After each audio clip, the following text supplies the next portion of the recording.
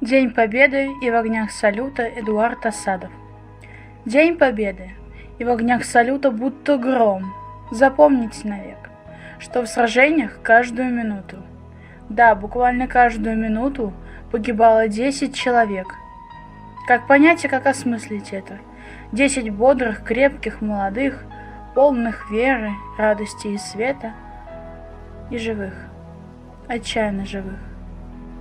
У любого где-то дом или хата, где-то сад, река, знакомый смех, мать, жена, а если не женатый, то девчонка, лучшая из всех.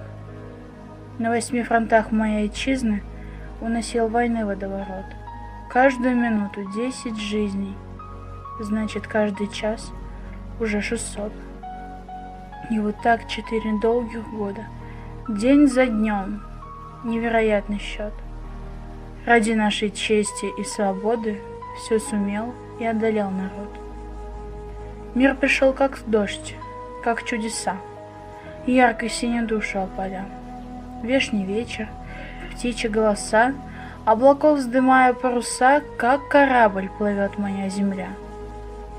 Сейчас мне обратиться хочется к тем, кто молод и горяч, кто б ты ни был, летчик или врач, педагог, студент или сверловщица.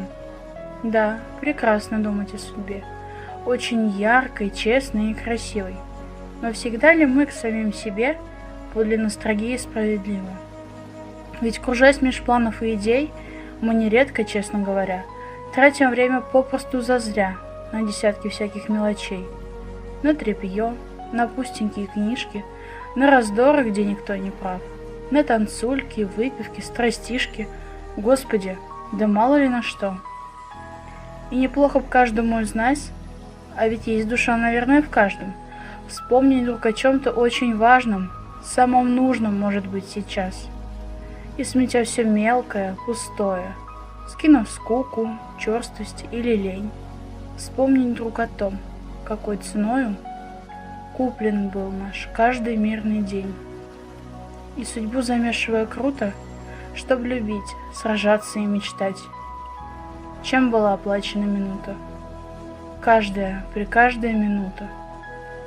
Смеем ли мы это забывать? И шагая за высокой новью, помните о том, что каждый раз вечно смотрит с верой и любовью вслед вам те, кто жил во имя